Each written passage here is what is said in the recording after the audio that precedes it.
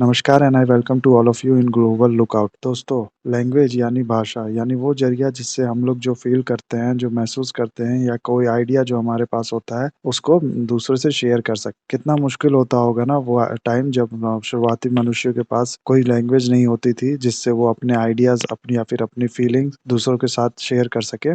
लेकिन आज हम लोग के पास ये प्रॉब्लम नहीं है, आज हम लोग के पास इसका सॉल्यूशन है।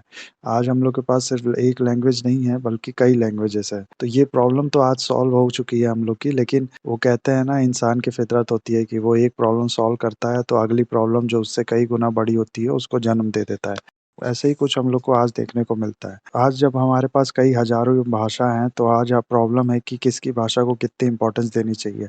आपने कई नेताओं को ये बोलते हुए सुना होगा कि हिंदी हमारी नेशनल लैंग्वेज है या फिर होनी चाहिए। ये हम लोग भी अक्सर ये मान लेते हैं कि हिंदी हमारी नेशनल लैंग्वेज है। आप लोग कई लोग से पूछेंगे तो उनका जवाब यही होगा कि हिंदी ही हमारी नेशनल लैंग्वेज है। लेकिन क्या ये सही है? जवाब है नहीं। क्या इसको होना चाहिए? इसका जवाब व्यक्ति की सोच पर डिपेंड करता है, लेकिन आप मेरे से पूछेंगे तो मैं कहूँगा नहीं। तो कौन-सी लैंग्वेज है हमारी नेशनल लैंग्वेज?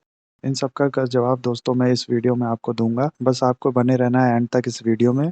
और अगर आपको ये वीडियो अच्छा लगे और अगर आपको लगे कि इस वीडियो ने आपके टाइम में कुछ वैल्यू ऐड की, तो इस वीडियो को लाइक करना है, शेयर करना है और कमेंट करना है इस वीडियो पे, और इस चैनल को सब्सक्राइब करना है। तो शुरू करते हैं गाइज़ नेशनल लैंग्वेज की डेफिनेशन से। नेशनल लैंग्वेज होता क्या है? नेशनल लैंग्वेज वो लैंग्वेज होती है जो उस नेशन के कल्चर को रिप्रेज़ेंट करती है। वहाँ के लोगों की आम भाषा कह लें या फिर अगर आप फॉर्मल डेफिनिशन की बात करें तो यूनेस्को के अकॉर्डिंग नेशनल लैंग्वेज किसी कंट्री की वो लैंग्वेज है जो उस कंट्री की large part of the population द्वारा बोली जाती है। वो चाहे ऑफ़िशियल लैंग्वेज हो या ना हो। तो यहाँ से हम लोग को नेशनल लैंग्वेज समझ में आ गया, लेकिन एक नया वर्ड मिल गया, ऑफ़िशियल लैंग्वेज। ऑफ़िशियल लैंग्वेज क्या होती है? ऑफ़िशियल लैंग्वेज गाइज़ वो होती है जो शासन या प्रशासन में यूज़ की जाती है। सरकारी कामों में इन लैंग्वेज का इस्तेमाल हम लोग देखने को मिलते हैं, और इसके लिए जो वहाँ की सरकार इसके लिए जो कंट्री की सरकार होती है वो इन लैंग्वेज को मान्यता देती है। अगर हम लोग सिंगापुर का एग्ज़ाम्पल लें तो सिंगापुर के ऑफ़िशियल लैंग्वेज है Malay, Tamil, English and mandarin Chinese. लेकिन अगर उसकी नेशनल लैंग्वेज की बात करें तो उसकी नेशनल लैंग्वेज है सिर्फ़ मलय। इसी तरह हम लोग इंडिया की बात करें तो इंडिया के संविधान बनाने से पहले ही 1937 में हम लोग देखते हैं कि साउथ के वो स्टेट जहाँ पर हिंदी नहीं बोली जाती है, वो प्रोटेस्ट करना शुरू करते हैं एंटी हिंदी। इन प्रोटेस्टर्स का मानना होता है कि हिंदी को हमारे ऊपर ज़बरदस्ती लागू नहीं करना चाहिए। इनकी जो लैंग्वेज है वो हिंदी से भी पुरानी है, तो इसलिए अचानक से इन पे हिंदी थोपना गलत है। इस चीज़ का ख़्याल रखते हुए कॉन्स्टिट्यूशन में कहीं भी अब नेशनल लैंग्वेज का ज़िक्र नहीं किया गया है, यानी इंडिया की कोई भी लैंग्वेज जो है नेशनल लैंग्वेज नहीं है। और अगर हम लोग ऑफ़िशियल लैंग्वेज की बात करें तो हमारे कॉन्स्टिट्यूशन के पार्ट 7 का 17 का टाइटल है ऑफ़िशियल लैंग्वेज। इसके अंदर आर्टिकल 343 से लेकर 351 तक आते हैं। आर्टिकल 343 कहता है कि ऑफ़िशियल लैंग्वेज यूनियन की होगी हिंदी इन देवनागरी स्क्रिप्ट, लेकिन साथ ही साथ यूनियन को अलाउ करता है कि इस कॉन्स्टिट्यूशन के लागू होने के 15 साल तक इंग्लिश का इस्तेमाल चाहे तो कर सकते हैं। और इस 15 सालों के बाद पार्लियामेंट एक लॉ बनाएगा जिसमें बताएगा कि ये इंग्लिश को और कंटिन्यू रखना है या फिर नहीं। आर्टिकल 344 साथ ही साथ डायरेक्शन देता है प्रेसिडेंट को कॉन्स्टिट्यूशन के लागू होने के 5 साल बाद एक कमीशन बनाएँगे, और फिर उसके बाद हर 10 साल बाद ऐसे ही एक कमीशन बनाएँगे। ये कमीशन का काम होगा कि वो रिकमेंडेशन देगी प्रोग्रेसिव यूज़ ऑफ हिंदी को कैसे किया जाए और इंग्लिश के इस्तेमाल को कैसे रिस्ट्रिक्ट किया जाए। फिर इसके बाद आर्टिकल 345 बात करता है ऑफ़िशियल लैंग्वेज ऑफ स्टेट के बारे में। ये कहता है कि स्टेट लेजिस्लेचर डिसाइड कर सकते हैं कोई भी लैंग्वेज जो स्टेट में यूज़ होती हो या फिर हिंदी को as a official language of state, और जब तक ऐसा कोई का डिसीज़न नहीं लेती है स्टेट लेजिस्लेचर, तब तक इंग्लिश जो है उनकी ऑफ़िशियल लैंग्वेज रहेगा। इसके बाद हम लोग देखते हैं आर्टिकल 346 कहता है कि स्टेट और यूनियन के बीच में या फिर 2 स्टेट के बीच में जो कम्युनिकेशन या संचार होगा उसके लिए यूनियन की लैंग्वेज का इस्तेमाल होगा। ये साथ ही साथ ये परमिशन देता है स्टेट्स को कि 2 स्टेट्स अगर चाहें तो मिल के आपस में हिंदी का इस्तेमाल भी कर सकते हैं अगर दोनों स्टेट म्यूचुअली एग्री हो तो। आर्टिकल 347 कहता है कि अगर प्रेसिडेंट से डिमांड की जाती है और प्रेसिडेंट को लगता है कि एक बड़ा हिस्सा किसी स्टेट का किसी एक लैंग्वेज को बोलता है या उसका इस्तेमाल करता है तो प्रेसिडेंट डायरेक्शन दे सकता है स्टेट को उस लैंग्वेज को ऑफ़िशियली रिकॉग्नाइज़ करने ऑफ़िशियल लैंग्वेज बनाने का, पूरे स्टेट की या फिर उस छोटे-से एरिया की ऑफ़िशियल लैंग्वेज बनाने का। आर्टिकल 348 कहता है सुप्रीम कोर्ट और हाई कोर्ट की सारी प्रोसीडिंग होगी इंग्लिश और साथ ही साथ text of bills, acts, ordinance etcetera इन सब की लैंग्वेज होगी इंग्लिश। लेकिन अगर गवर्नर चाहे तो प्रेसिडेंट से कंसेंट लेके ऑथराइज़ कर सकता है किसी दूसरी स्टेट की ऑफ़िशियल लैंग्वेज को कि वो इस्तेमाल हो, लेकिन उसके बाद भी जो फाइनल जजमेंट, डिग्री, ऑर्डर होगा वो पास होगा इंग्लिश में। फिर हम लोग देखते हैं आर्टिकल 350 कहता है कि यूनियन और स्टेट के किसी भी ऑफिशियल के सामने किसी भी व्यक्ति को किसी भी लैंग्वेज में अपने ग्रीवांस जो है वो रखने का अधिकार है। तो उसपे कोई लिमिटेशन नहीं है कि उसे किसी पर्टिकुलर लैंग्वेज में ही अब किसी अधिकारी को अपनी शिकायत दर्ज कर।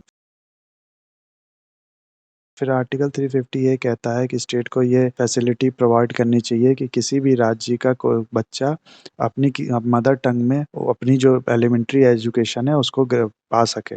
इसके बाद आता है आर्टिकल 350 बी। वो प्रेसिडेंट को डायरेक्शन देता है कि वो अपॉइंट करेगा special officer for linguistic minority जो अपनी रिपोर्ट देगा प्रेसिडेंट को और प्रेसिडेंट उन रिपोर्ट को टेबल करेंगे दोनों हाउस ऑफ पार्लियामेंट के और साथ ही साथ इस रिपोर्ट में किसी स्टेट का भी जिक्र है तो स्टेट लेजिस्लेचर में भी उन रिपोर्ट को टेबल किया जाएगा। फिर आर्टिकल 351 कहता है कि ये ड्यूटी है यूनियन की वो इस तरह से प्रमोट करे हिंदी लैंग्वेज को ताकि वो मीडियम ऑफ एक्सप्रेशन बन सके जो कंपोजिट कल्चर है इंडिया का उसके और साथ ही साथ वो इनरिच करे यूज़ करके उन लैंग्वेज का जो जो 8th शेड्यूल में मेंशन है और ज़रूरत पड़ने पे संस्कृत और अदर लैंग्वेज का वोकैब्युलरी का भी यूज़ किया जा सकता है हिंदी को एनरिच करने के लिए। 8th शेड्यूल में देख लेते हैं कौन-कौन सी लैंग्वेज आती है। ये 22 लैंग्वेज आती हैं 8th शेड्यूल में। 38 लैंग्वेज ऐसी और हैं जिनको ऐड करने की डिमांड आ रही है आती है 8th शेड्यूल में। 1959 में प्रोटेस्ट को देखते हुए उसको शांत करवाने के लिए नेहरू जी ये अनाउंस कर देते हैं कि इंग्लिश को हम लोग और कंटिन्यू रखेंगे एज़ अ ऑफिशियल लैंग्वेज और इसके लिए एक एक्ट लाया गया जिसका नाम है द ऑफिशियल लैंग्वेज एक्ट 1963। तो ये 22 लैंग्वेज जो 8th शेड्यूल में मेंशन है प्लस इंग्लिश और हिंदी ये सब इस समय ऑफिशियल लैंग्वेज है यूनियन की। तो टोटल 23 लैंग्वेज ऑफिशियल लैंग्वेज है इंडिया की इस समय। 23 इसलिए क्योंकि हिंदी जो है वो मेंशन है 22 में भी। तो अगला इंपॉर्टेंट क्वेश्चन आता है हम लोग के दिमाग में कि हिंदी को जो है नेशनल लैंग्वेज होनी चाहिए इंडिया की नहीं। मैंने इसके जवाब में शुरुआत में ही आपको बताया कि इसमें ये इसका जवाब जो है वो व्यक्ति पे डिपेंड करता है और सबकी अलग-अलग राय है। दो वो लोग इसके फ़ेवर में बात करते हैं और जो कहते हैं हिंदी को एज़ अ नेशनल लैंग्वेज होना चाहिए, वो इसके सपोर्ट में सबसे पहला आर्गुमेंट देते हैं कि वाइडली स्पीकिंग लैंग्वेज है इन पूरी कंट्री में। अगर हम लोग 2011 का सेंसस देखें तो 44% पॉपुलेशन इंडिया की हिंदी भाषा का यूज़ करती है। दूसरा इम्पोर्टेंट आर्गुमेंट देते हैं कि इसकी वजह से एक पूरे देश में यूनिटी आएगी। इसके बाद एक आर्गुमेंट दिया जाता है कि जब हम लोग इंग्लिश को अपना सकते हैं, जो लैंग्वेज हम लोग की है ही नहीं, जो एक फॉरेन लैंग्वेज है, तो क्यों नहीं हिंदी को अपनाया जा सकता? और इसके अगेंस्ट में जो आर्गुमेंट दिया जाता है वो ये है कि 2011 का सेंसस है उसमें से हिंदी की सारी डायलेक्ट को मिला के हिंदी कहा गया था। इन सभी लोगों को माना गया है कि ये हिंदी का इस्तेमाल करते हैं। इस वजह से 44% का जो डाटा है कि जो हिंदी यूज़ करता है ये बहुत हद तक गलत है। जी-एन-दे जिनके अंडर पेपर लिंग्विस्टिक सर्वे हुआ था, उनका कहना है कि 65 भाषा को एज़ अ हिंदी लैंग्वेज बोला गया है इस सर्वे के अंदर। दूसरा जो ये आर्गुमेंट है कि हिंदी लैंग्वेज का इस्तेमाल यूनिटी लेके आएगा कंट्री में, ये एक तरह से पूरा फ़ॉल्स आर्गुमेंट है। अगर हम लोग एंशिएंट इंडिया की बात करें तो हम लोग ने शुरुआत से ही यूनिटी इन डाइवर्सिटी में बिलीव किया गया है। ये हम लोग इंग्लिश से इतनी नफ़रत करते हैं कि हम लोग अक्सर ये भूल जाते हैं कि ये वन नेशन वन लैंग्वेज वाला कॉन्सेप्ट ये खुद यूरोपियन में है। इंडिया जो है वो शुरू से बिलीव करता है यूनिटी इन डाइवर्सिटी। साथ ही साथ इसमें ये भी कहा जाता है कि हम लोग के पास कोई भी डाटा ऐसा नहीं है या जिससे ये कह सकें जो हिंदी का इस्तेमाल है या फिर एक कॉमन लैंग्वेज का इस्तेमाल है उसकी वजह से हम लोग का जो प्रोडक्टिविटी है, जो एफिशिएंसी है या फिर हम लोग को जो प्रोग्रेस है उसमें इज़ाफ़ा हो सके, ठीक है? हम इंडिया ने जो शुरू से लेकर अब तक काफ़ी चीज़ अचीव की हुई भी इतनी डाइवर्सिटी होने के बावजूद भी और ये हम लोग फ्यूचर में भी कंटिन्यू रख सकते हैं। तो अगर हम लोग को एक कॉमन लैंग्वेज थोपी जाएगी तो ये इंडिया की जो इमेज है यूनिटी इन डाइवर्सिटी वाली या फिर जो इंडिया का बिलीफ है बिलीफ सिस्टम है, ये उसके अगेंस्ट होगा। साथ ही साथ एक बहुत बड़ा आर्गुमेंट ये भी दिया जाता है जो बहुत हद तक सही भी है कि जो तमिल लैंग्वेज है ये बहुत ज़्यादा पुरानी है। तो उन पुरानी लैंग्वेज को छोड़ के एक नई लैंग्वेज को ज़्यादा इम्पोर्टेंस देना और उन पुरानी लैंग्वेज को दबा के उस लैंग्वेज को प्रमोट करना ये भी गलत होगा। तो ये था गाइस पूरा इश्यू। अगर हम लोग इसके सॉल्यूशन की बात करें तो इसका सॉल्यूशन कोठारी कमीशन बहुत पहले ही दे चुका है। ये कोठारी कमीशन ने रिकमेंड किया था 3 लैंग्वेज पॉलिसी जिसके according non Hindi speaking state में हिंदी को इंट्रोड्यूस किया जाएगा और हिंदी स्पीकिंग स्टेट में कोई एक नॉन हिंदी लैंग्वेज को इंट्रोड्यूस किया जाएगा। इस रिकमेंडेशन को लागू भी किया गया जिसके according non Hindi speaking state जो थे उनको उनमें हिंदी को पढ़ाया जाने लगा स्कूल में, लेकिन हिंदी स्पीकिंग स्टेट थे उनने इसको पूरी तरह से लागू नहीं किया। तो अगर हम लोग इस इश्यू का सॉल्यूशन चाहते हैं तो ज़रूरत है इस 3 लैंग्वेज फार्मूला को अच्छे से लागू करने। अभी जो नई एजुकेशन पॉलिसी आई है उसमें भी इस पॉलिसी का ज़िक्र किया गया है। साथ ही साथ गाइस हम लोग को ये समझना पड़ेगा कि हम लोग ये जो डाइवर्सिटी है हमारी, ये हम लोग का प्लस पॉइंट है और एक तरह से हम लोग के लिए प्राउड होने वाली बात है कि हमारे पास इतनी लैंग्वेज है, हमारे पास इतने तरह के लोग हैं, हमारे पास इतने इतने कल्चर्स हैं।